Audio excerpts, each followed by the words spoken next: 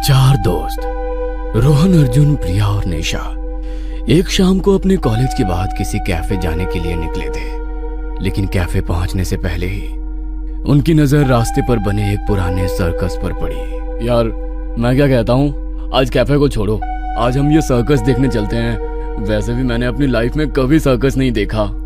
Idea तो अच्छा है, चलो चलते हैं। वैसे ये सर्कस बहुत पुराना है।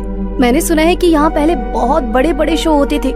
हाँ, मैंने भी सुना है कि ये सर्कस कुछ 100 साल से भी ज्यादा पुराना है। कुछ सालों पहले तक तो ये अच्छा चलता था, लेकिन जब से यहाँ एक जोकर की मौत हुई तब से कुछ समय तक तो ये अच्छा चला, लेकिन उसके कुछ टाइम बाद ये लगभग बंद ही हो गया।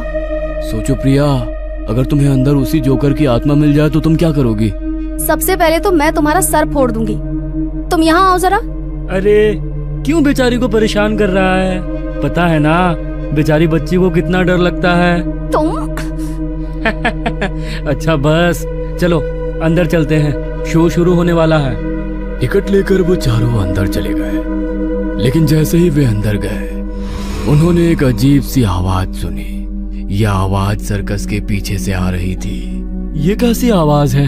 अरे छोड़ो ना, होगा कुछ, हम शो देखते हैं। ये आवाज शायद सर्कस के कर्मचारियों की होगी। वो चारों अंदर जाकर अपनी सीटों पर बैठ गए। सर्कस में बहुत सारे लोग थे और शो अच्छी तरह से चल रहा था। जग्गू जोकर अपने हास्यमय अभिनय से सभी को हंसा रहा था। कितना मजेदार है ये। ये जग्गू जोकर ना दिखने में बिल्कुल तुम्हारे बॉयफ्रेंड जैसा है। हाँ, वेरी फनी। हो गया तुम लोगों का? तभी अचानक से लाइट्स बंद हो गई। सभी लोग डर कर शोर मचाने लगे। तभी अर्जुन ने प्रिया को डराने के लिए अंधेरे में उसके कंधे पर अपना हाथ रख दिया। कौन है? भूत? भूत? भूत? बेशरम कहीं के। तुम्हें पता है ना मुझे अंधेरे में कितना डर लगता है। मन तो कर रहा है तुम्हें यहीं से धक्का दे दूं। तभी थोड़ी देर बाद लाइट्स आ गई, लेकिन अब सर्कस का नजारा कुछ अजीब था। सर्कस में अब वे चारों ही बचे थे, बाकी ऑडियंस कहीं नहीं थी। ना जाने उन्हें जमीन निगल गई थी या आसमान खा गया था। अरे ये बाकी सब लोग कहाँ गए? जग्गू जोकर अभी भी मंच पर खड़ा था, लेकिन उसका चेहरा अब बदल गया था। उसका चेहरा एक मुर्दा की तरह सफेद पड़ चुका था। उसने अपनी डरावनी आवाज में कहा, अब शो का असली हिस्सा शुरू होगा। ये सब क्या हो रहा है यार? ये हमें डराने के लिए तुम लोगों का कोई प्लान तो नहीं है ना? देखो, अगर ऐसा है ना तो प्लीज बंद करो इसे। मुझे बहुत डर लग रहा है, प्लीज। पागल हो गई हो क्या? यहाँ खुद हम समझ नहीं पा रहे हैं कि ये क्या हो रहा है। अभी यहाँ पर इतने सारे लोग बैठे थे, अचानक से सब लोग कैसे गायब हो सकते हैं? उन चारों का डर से बुरा हाल हो रहा था, क्योंकि अभी अभी उस सर्कस हॉल में जो हुआ था वो बिल्कुल भी सामान्य नहीं था। ऊपर से जग्गू जोकर के मुंह से निकली इस बात ने उनके डर को और बढ़ा दिया था। चलो चलते हैं यहाँ से, उठो सब लोग, चलो। नो नो नो नो, तुम लोग अब मेरे स्पेशल शो का हिस्सा हो। अब तुम्हें यहाँ से नहीं जाने दिया जाएगा। तभी अचानक से सर्कस हॉल में अंधेरा छा गया और वहां जग्गू जोकर की भयानक हंसी सुनाई दी। वो चारों बेहद बुरी तरह हड़बड़ा गए। तभी रोहन को अपने पास कुछ महसूस हुआ। उसने अपने आसपास देखा, लेकिन वो कुछ भी नहीं देख पाया। तभी अचानक से उसकी गर्दन पर एक ठंडी सांस महसूस हुई। वो पीछे मुड़ा। जग्गू जोकर उसके चेहरे के सामने था। उसकी आंखें लाल और भयानक लग रही थी। डर के मारे उसके मुंह से शब्द भी नहीं निकल पा रहे थे। रोहन को लगा कि वो जोकर के वेश में किसी भयानक आत्मा को देख रहा है। तभी अचानक से सर्कस में एक भयानक आवाज गूंजी। वो चीख कुछ अजीब थी, जैसे कोई चीखते हुए किसी से अपनी जिंदगी की भीख मांग रहा हो। थोड़ी देर बाद जब लाइट्स वापस आई तो रोहन और उसके दोस्तों ने देखा कि वे अब उस सर्कस हॉल में नहीं थे, बल्कि एक अजीब से कमरे में थे जिसकी दीवारें खून से रंगी हुई थी और वहां बड़ी ही अजीब से भयानक चित्र बने हुए थे। कमरे में एक बड़ा सा आईना था जिसमें उनकी परछाइयां अजीब से आकार में दिख रही थी और उनकी आंखें किसी शैतान की तरह लाल हो चुकी थी। तुम लोगों का मेरे सर्कस में स्वागत है। तुम यहाँ पर मेरे नए मेहमान हो। हमें जाने दो, हमें किसी सर्कस में नहीं आना, प्लीज जाने दो हमें। नो नो नो, यहाँ से निकलने का कोई रास्ता नहीं है। तुम अब मेरे खेल का हिस्सा हो। चलो आओ, खेलो मेरे साथ।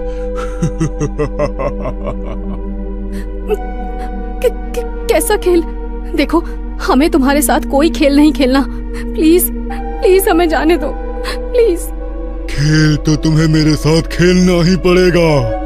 यहाँ से बाहर निकलना है तो मेरी बात तो माननी पड़ेगी। देखो, हम तुम्हारे साथ कोई खेल नहीं खेलना चाहते। एक तो पता नहीं हमारे साथ क्या हो रहा है। हमें जाने दो प्लीज।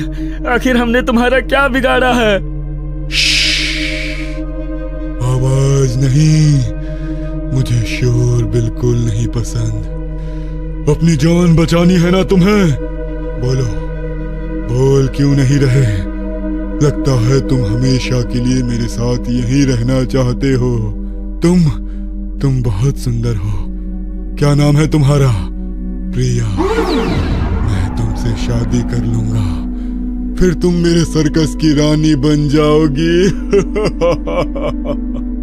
नहीं नहीं नहीं, प्लीज जाने दो हमें यहाँ से। तुम जो बोलोगे हम करेंगे, लेकिन प्लीज प्लीज बाहर निकालो हमें यहाँ से। अगर तुम कहती हो तो मान लेता हूँ। एक खेल खेलो। यहाँ से बाहर निकलना है तो तुम्हें उस दरवाजे से गुजरना होगा, और अगर तुम उस दरवाजे से जिंदा निकले तो अपनी दुनिया में पहुंच जाओगे। लेकिन अगर तुम मर गए तो तुम मेरे सर्कस का हिस्सा बन जाओगे, और मैं तुम्हें मेरी तरह जोकर बना दूंगा। तुम्हारी आत्माएं मेरी हो जाएंगी। अचानक किसी के साथ अगर ऐसा कुछ हो जाए तो उसकी मानसिक स्थिति क्या होगी, ये तो हमारी सोच से भी परे है। वो कहते हैं ना, मरता क्या ना करता। उन चारों के पास अब उसकी बात मानने के सिवा दूसरा कोई चारा नहीं था। इसलिए अंत में उन सभी को वो खेल खेलने के लिए मानना ही पड़ा। ठीक है, हम तैयार हैं। हम खेल खेलेंगे। इस दरवाजे से गुजरेंगे हम। गुड बॉय, समझदार लड़का। रोहन, अर्जुन और उनके दोस्तों ने दरवाजे की ओर बढ़ना शुरू किया। जैसे ही वे दरवाजे के पास पहुंचे, दरवाजा अचानक से खुल गया। तभी एक बहुत तेज रोशनी उन पर पड़ी। उनकी आंखों के आगे अंधेरा छा गया और वो रोशनी उन्हें खींचती हुई अंदर की ओर ले गई। उन चारों ने दरवाजा पार तो कर लिया, लेकिन उस दरवाजे से बाहर निकलकर वो अपनी दुनिया में पहुंचने की बजाय एक अजीब सी जगह में पहुंच गए। ऐसा लग रहा था मानो वो कोई कब्रिस्तान हो। लेकिन हैरत की बात तो ये थी कि वहां पर किसी की कब्रें नहीं थी, बल्कि फर्श पर मृत लोगों की लाशें पड़ी हुई थी जो अभी भी तड़प रही थी। ये क्या है? ये सब क्या हो रहा है? ये कहाँ आ गए हम? मेरा सर्कस है जहां तुम लोग भी इन सब की तरह अब अपनी जान गवाओगे।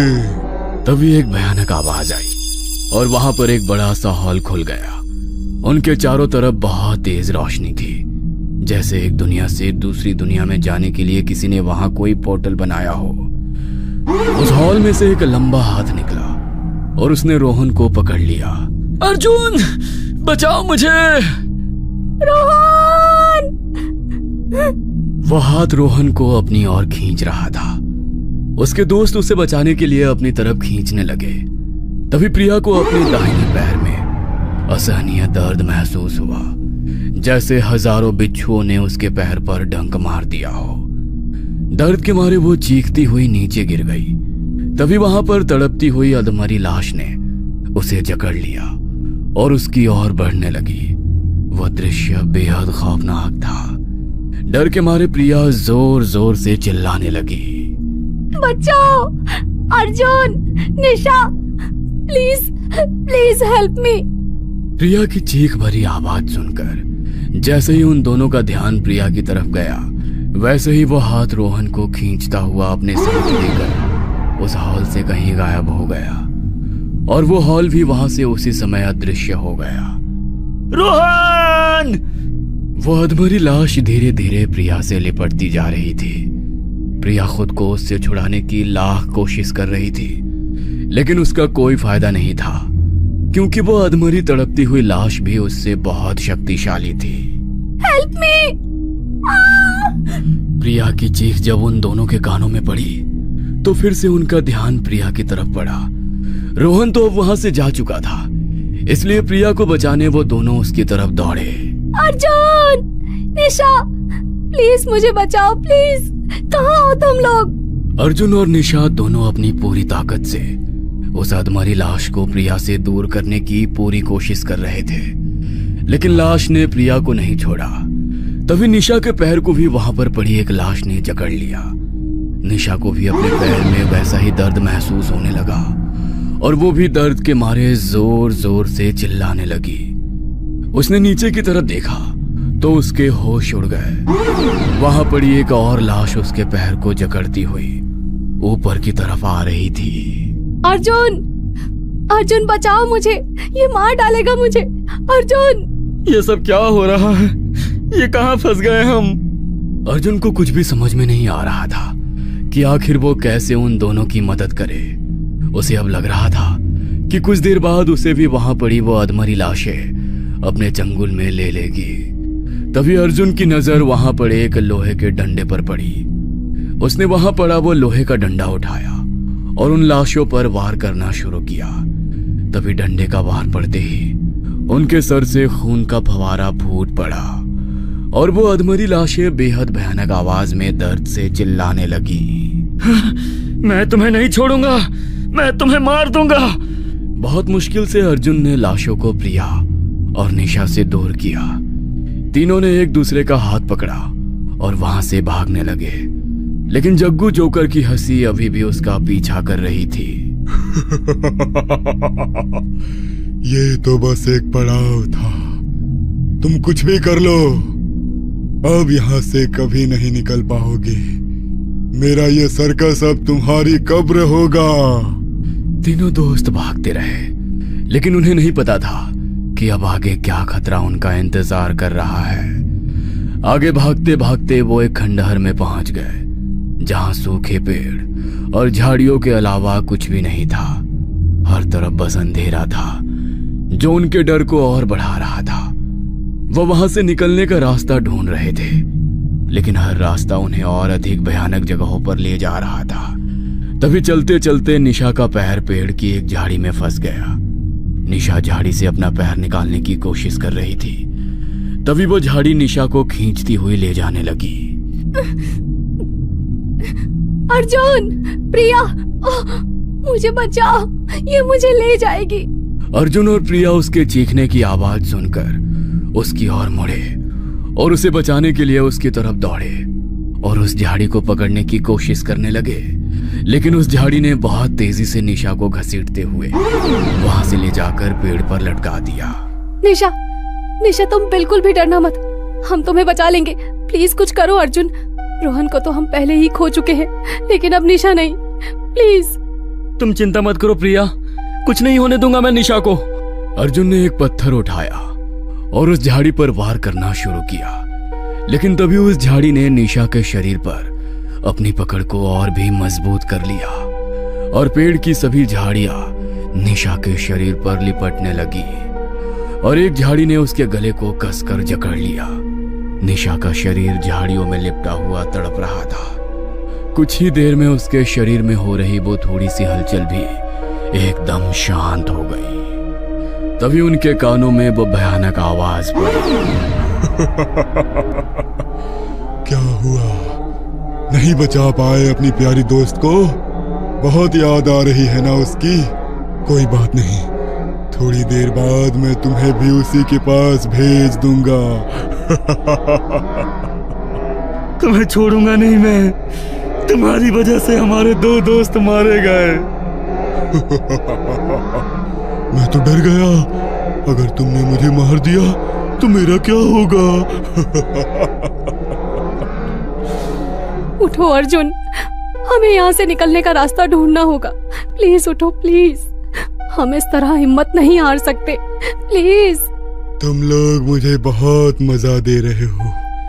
तुम्हारी मौत मेरे लिए एक अच्छा शो होगा। अब उन दोनों को तो मैंने मार डाला, अब एक एक करके तुम दोनों की बारी है। तुम बताओ, मैं तुम्हें अलग अलग मारूं या एक साथ ही मार देता हूँ? इसकी बातें मत सुनो अर्जुन और भागो यहाँ से। अर्जुन और प्रिया ने निशा की लाश को छोड़कर वहां से भागने का फैसला किया। वे जानते थे कि अगर वे वहां रुके तो वे भी निशा और रोहन की तरह मारे जाएंगे। अरे अरे अरे, तुम लोग फिर से भागने की कोशिश कर रहे हो? तुम्हें किसने कहा कि तुम्हें मुझसे भागना है? मैंने तो तुम्हें खेल खेलने को कहा था, लेकिन तुम हो कि बस मुझसे दूर भागे जा रहे हो। देखो, खेल का अगला पड़ाव तुम्हारे सामने है, एक दुनिया से दूसरी दुनिया का पोर्टल। अर्जुन और प्रिया ने अपने सामने देखा तो उस वीरान खंडहर से वो एक सुनसान अपार्टमेंट में पहुंच चुके थे। उनके सामने ही एक लिफ्ट खड़ी थी। लिफ्ट के दरवाजे अपने आप खुल गए और जग्गू जोकर ने उन्हें अंदर बुलाया। आओ, तुम लोग मेरे साथ चलो। तुम्हें अपनी जान बचानी है तो मेरे खेल का अगला पड़ाव खेलो। लिफ्ट में एक स्क्रीन पर एक संदेश दिखाई दिया, जिंदा बचना है तो खेल खेलो, अगला पड़ाव कमरा नंबर 13। ये सब क्या है? जरूर ये इसकी कोई साजिश है। ये हमें भी नहीं छोड़ेगा, मार डालेगा ये हमें। हमारे पास कोई और चारा नहीं है, हमें इस खेल का अगला पड़ाव खेलना ही होगा। कुछ देर बाद लिफ्ट रुक गई और दरवाजे खुल गए। अर्जुन और प्रिया कमरा नंबर 13 में पहुंच चुके थे। कमरा नंबर 13 में पहुंचने के बाद अर्जुन और प्रिया ने देखा कि कमरे का दरवाजा अपने आप बंद हो गया। वो अब वहां फंस चुके थे। कमरा बहुत पुराना और धूल भरा था, जिसमें कई पुराने सामान पड़े हुए थे। यहाँ क्या हो रहा है? कुछ भी समझ में नहीं आ रहा। एक सर्कस देखने आए थे हम तो, और ये सब क्या हो गया? लेकिन एक बात तो है, वो हमें इस कमरे में लाया है, इसके पीछे कुछ ना कुछ राज तो जरूर है। मुझे नहीं पता क्या राज और कौन सा राज, मुझे बस अपने घर जाना है। तभी प्रिया की नजर टेबल पर रखी एक नोटबुक पर पड़ी। उसने उसे उठाया और उसके पेज पलटने लगी। उस नोटबुक में उस खून से रंगी हुई दीवार पर बने हुए चित्रों के जैसे ही कई अजीब से चित्र और नोट्स थे, लेकिन एक पेज पर एक खास नोट लिखा था, जो था जग्गू जोकर की मौत का राज। प्रिया ने नोटबुक में लिखे हुए नोट को पढ़ा, जिसमें लिखा था, सर्कस वालों का काम ठप पड़ गया था। वो अपने सर्कस को पॉपुलैरिटी देने के लिए कुछ भी करने को तैयार थे। जग्गू जोकर आम लोगों में बहुत मशहूर था, लेकिन शहर में बाकी सर्कस खुलने के कारण जब उनका काम ठप पड़ गया तो उन्होंने पब्लिसिटी के लिए जग्गू जोकर को मरवा दिया। लेकिन उन्हें डर था कि अगर जग्गू जोकर की मौत का राज खुल गया तो उनका सर्कस पूरी तरह से बर्बाद हो जाएगा। इसीलिए उन्होंने जग्गू जोकर की मौत को एक रूप देने का फैसला किया। उन्होंने सर्वेंट अपार्टमेंट के रूम नंबर 13 में जग्गू जोकर को फांस दिया, जो जग्गू जोकर का कमरा था। उन्होंने ये सुनिश्चित किया कि सबको लगे कि जग्गू जोकर ने सुसाइड किया है। जब लोगों को इस बारे में पता चला तो जग्गू जोकर के लिए सिंपैथी दिखाने लोग उसकी याद में उस सर्कस को देखने जाने लगे, जहां बाकी के जोकर जग्गू जोकर बनकर सर्कस करने लगे थे। प्रिया ने नोट को पढ़कर अर्जुन को दिखाया और कहा, अर्जुन, ये तो बहुत भयानक है।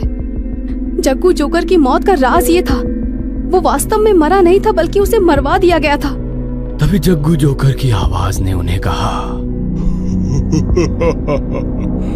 तुम लोग मेरी कहानी जान गए, लेकिन ये तो बस शुरुआत है। मेरा खेल अभी भी जारी है। तुम्हें मेरे साथ खेलना होगा। तुम दोनों मेरी मौत का राज तो जान गए, लेकिन अगर तुम जैसे लोग मेरे जीते जी मेरा सर्कस देखने आते तो मुझे मरना नहीं पड़ता। ये सब तुम जैसे हम लोगों की वजह से हुआ है। अर्जुन और प्रिया ने देखा कि जग्गू जोकर की आंखें अब पूरी तरह गुस्से से लाल हो गई थी। मेरा सर्कस जिसे भी नजर आता है वो उसे देखने के लिए मेरे सर्कस के अंदर आता है, तो फिर कभी वहां से बाहर नहीं निकलता। तुम जैसे लोगों की वजह से मुझे मारा गया, अब तुम भी मारे जाओगे। जग्गू जोकर के हाथ में एक बड़ा चाकू था। वो चाकू लेकर उन दोनों की ओर बढ़ रहा था। प्रिया, हमें यहाँ से निकलना होगा, भागो यहाँ से। अर्जुन ने प्रिया का हाथ पकड़ा और अपनी जान बचाने के लिए वो वहां से भागने लगे, लेकिन कमरे का वो दरवाजा नहीं खुला। जग्गू जोकर ने अर्जुन और प्रिया पर हमला कर दिया और उन दोनों को हमेशा के लिए मौत की गहरी नींद में सुला दिया। तुम दोनों भी अब मेरे सर्कस का हिस्सा बन गए हो। तुम्हारी आत्मा अब मेरी हो गई। सर्कस के अंधेरे में अर्जुन और प्रिया की चीखें गुम हो गई। जग्गू जोकर का सर्कस फिर से खाली हो गया, लेकिन उसकी आत्मा अभी भी वहां रहती है और वो अभी भी अपने नए शिकार की तलाश में है। चलो ना यार, मैंने कभी कोई सर्कस नहीं देखा, आज देखते हैं।